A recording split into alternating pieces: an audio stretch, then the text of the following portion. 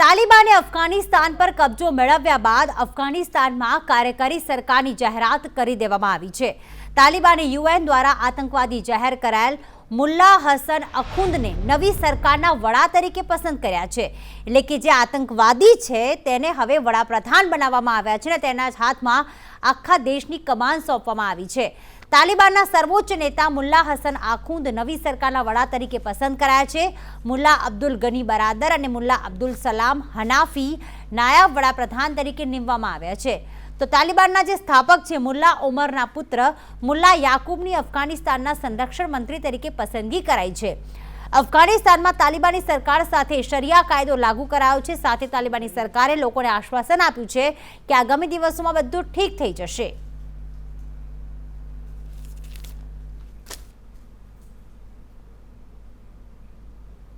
तो जे प्रमाणे अफघानिस्तान में एक आतंकवादी हवे वड़ो बनी गयो छे तेनाथी भारत और अफघानिस्तान केटलाक प्रोजेक्ट्स छे जे कॉरिडोर छे तेना पर केटली असर थशे ने हालना समय में भारते पोतानी सुरक्षानी दृष्टिए आखरे शुं ध्यान आपवानी जरूर छे।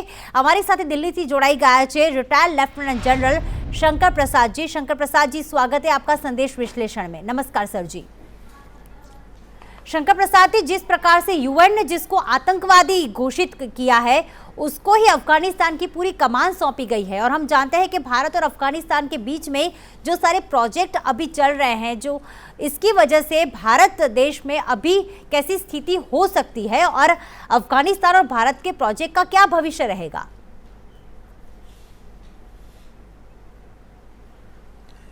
देखिए, इसको थोड़ा हमें ध्यान से सोचना पड़ेगा और 3-4 पॉइंट इसके समझ में आने चाहिए। सबसे पहला पॉइंट तो ये है कि आज से 1-1.5 महीना पहले जबकि तालिबान की बातचीत हो रही थी दोहा में, जो वो सीनियर लीडर्स थे जहाँ रिकन्सिलिएशन की बात होती थी, जहाँ अफ़गानिस्तान के अब्दुल्ला भी मीटिंग में बैठते थे, उनकी जो बातचीत होती थी वो ग्राउंड से बिल्कुल डिस्कनेक्ट थी। यहाँ पर वो बात करते थे कि हम अच्छी सरकार बनाएंगे, मिली जुली सरकार बनाएंगे, लेकिन यहाँ ग्राउंड पर जो तालिबान थे वो उल्टा काम कर रहे थे।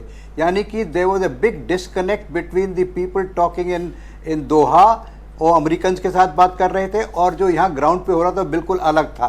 तो वहीं से नज़र आ रहा था कि इन दोनों का मिलाप होना कठिन है। हालांकि अमेरिका ये नहीं सोच रहा था।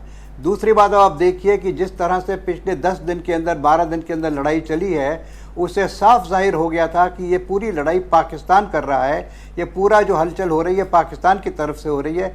अब पिछले 4-5 दिन पहले खबर आई थी कि पाकिस्तान के ISI के चीफ काबुल में बैठे हैं, उसको कंट्रोल कर रहे हैं। तो वहाँ कंट्रोल क्या कर रहे थे? कंट्रोल यही कर रहे थे कि किस किस्म की सरकार बनाई जाए, और किस किस्म की सरकार बनाना चाहते थे वो पाकिस्तान चाहता है कि ऐसी सरकार बने जो कि तालिबान की सरकार हो, जो कि हकानी नेटवर्क की सरकार हो, जो कि टेररिस्ट की सरकार हो। आपने बिल्कुल ठीक कहा कि जितने मिनिस्टर बने हैं उसमें से काफ़ी के अगेंस्ट तो यूनाइटेड नेशंस के डिक्लेयर्ड टेररिस्ट हैं, कईयों के ऊपर तो करोड़ों रुपए की बाउंटी है।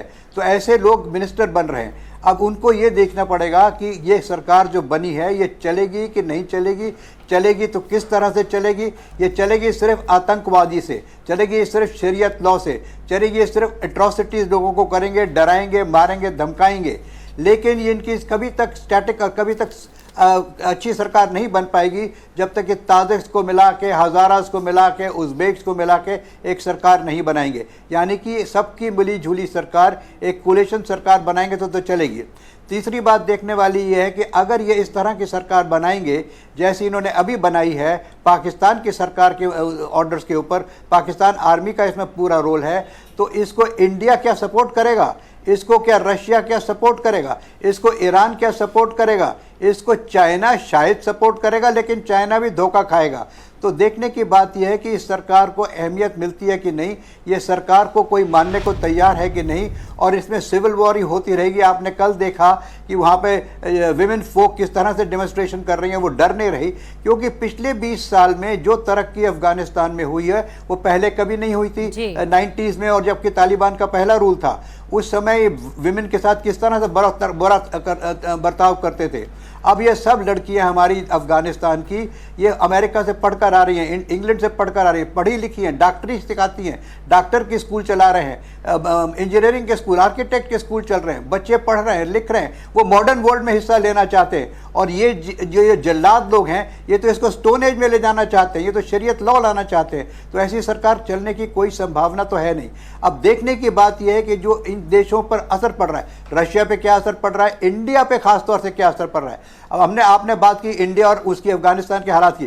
देखिए, हमने वहाँ बड़ा भारी इन्वेस्टमेंट कर रखा है, आपने खुद कहा 3 मिलियन डॉलर्स का इन्वेस्टमेंट है। बहुत हमारी वहाँ पे पावर में है, इंडस्ट्री में, कई जगह हमारा पैसे, पार्लियामेंट हाउस हमने बनाया। लेकिन सबसे बड़ी बात जो आपको समझनी चाहिए वो ही है कि 3 मिलियन तो एक तरफ रहा, भारत का दिल, भारत के नागरिकों का दिल अफगान के नागरिकों के दिल के संग मिला हुआ है। We have a heart to heart contact. आज से नहीं, सैकड़ों साल से अफगान के लोग भारत के लोगों के बड़े मित्र हैं।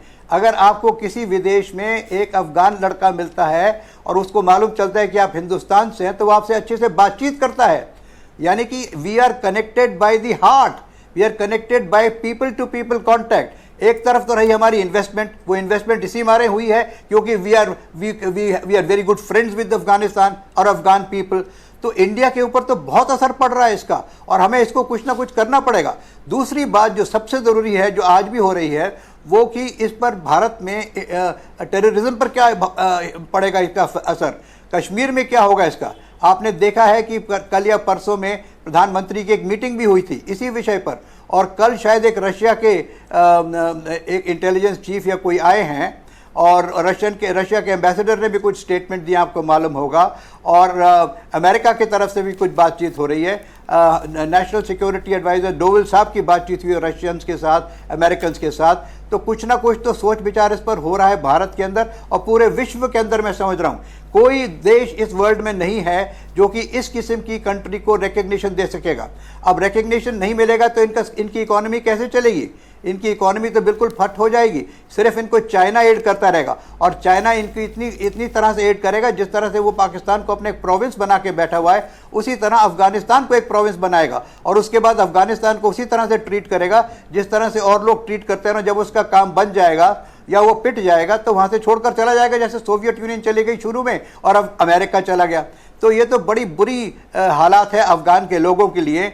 वी पिटी देम कि किस तरह की समय में और किस तरह से वो गुजर रहे हैं। इतना वर्ल्ड मॉडर्नाइज हो रही है, सब बच्चे पढ़ लिख के बड़े बड़े काम कर रहे हैं, सब मॉडर्नाइज हो रहे हैं, सोशल एक्टिविटी हो रही है, जेंडर इक्वेशन हो रही है। उसके बावजूद इस कैसी सरकार को कौन एक्सेप्ट करेगा? બિલકુલ આખિર તાલિબાનની સરકાર આવી ચૂકી છે અને હવે ભારત ઉપર તેની શું અસર થાય છે। ખૂબ ખૂબ ધન્યવાદ શંકર પ્રસાદની ચર્ચામાં ભાગ લેने के लिए। Thank you very much. Thank you ji.